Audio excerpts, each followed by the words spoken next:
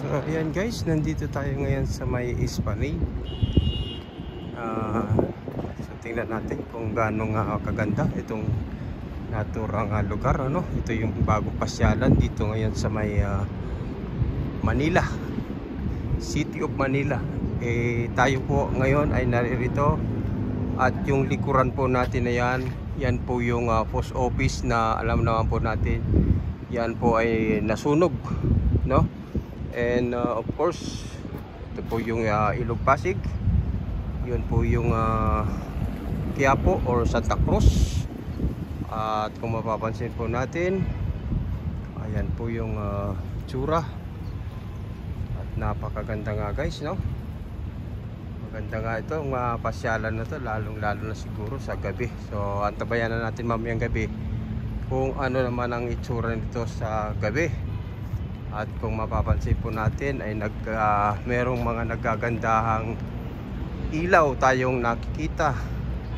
At syempre magandang pagmasdan dahil napakalinis po ng Ilog Pasig. Ayan, napakaganda at napakagandang mga ilaw. So yun po yung Jones Bridge na alam po natin na nagpasimula dyan sa pailaw na yan ay walang iba kung hindi si Mayor Isko Moreno, Farmer Mayor Isko Moreno.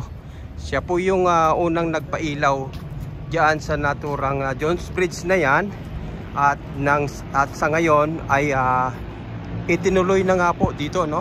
Ito po yung tinatawag nila ngayong, ayan. So napakaganda nga po, no? Napakagandang idea. Ayan. At napakaganda nga guys. Ayan. At ayan guys. So, maganda nga guys, maganda.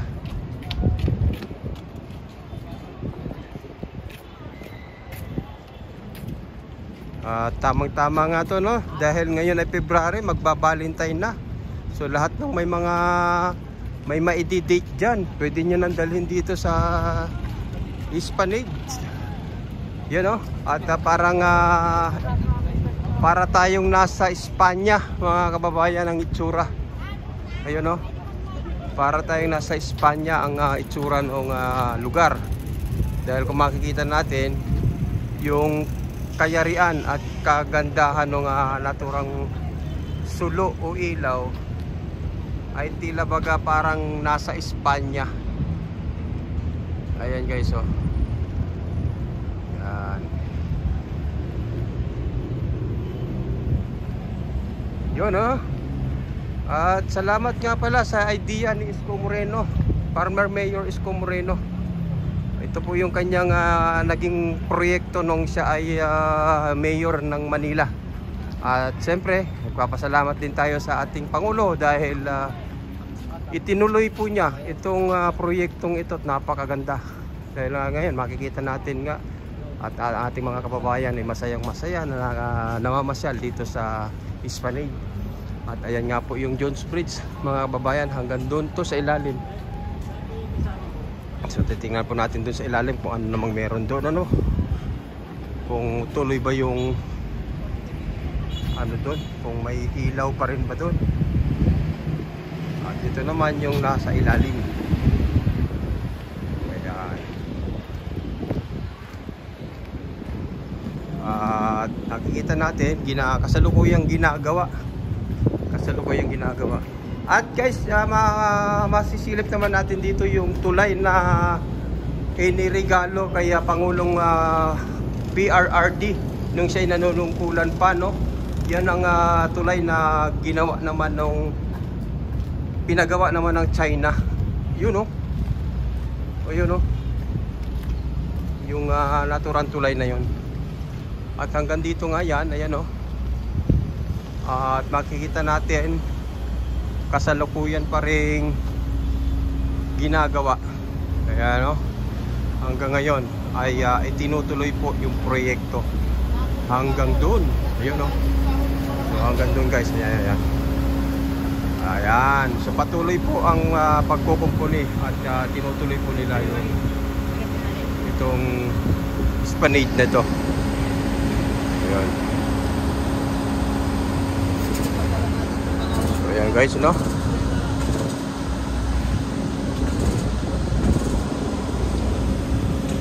Ayan. So, balikan natin yung esplanade.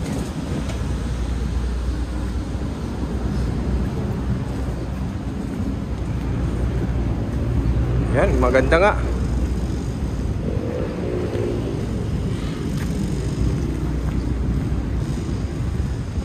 So maganda nga yung ano guys, maganda yung lugar.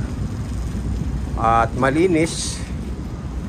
So nire-recommenda nga po na pwede na pong pasyalan ito sa mga Manileño. Yan oh, malapit-lapit na po ang inyong pasyalan guys. Malapit po ang inyong pasyalan. Ayan o. Yan.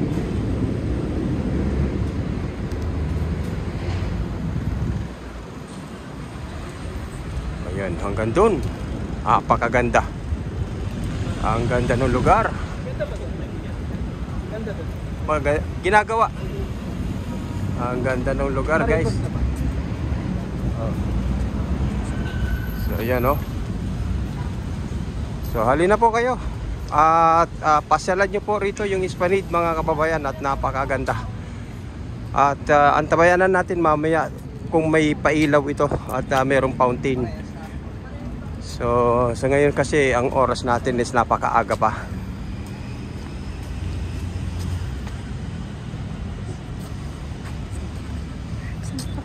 So ayan po. At kukuha lang tayo ng video para masilip nyo naman guys kung ano itsura nito sa ganitong oras, no? At mamaya babalikan po natin ito sa oras naman ng paglubog ng araw. Ito po yung post office guys. Ayan o. Ayan yung post office. Ayan yung itsura ng ano, naturang esplanade. At ayan yung Jones Bridge. Ayan o, Jones Bridge. So maganda talaga pagka mayroong nagpapaumpisa, no? At siyempre pagka wala kasing nagpaumpisa, eh walang idea na maitutuloy. Yun lamang ang aking napapansin, ano? At least kahit paano naumpisahan ito ng lungsod ng Manila. So itinuloy ng nasyonal. Ayan, so kaya maraming salamat din po sa ating Pangulong PBBM dahil nabigyan po niya ng pansin itong naturang lugar at nagkaroon tayo ngayon ng napakagandang pasyalan.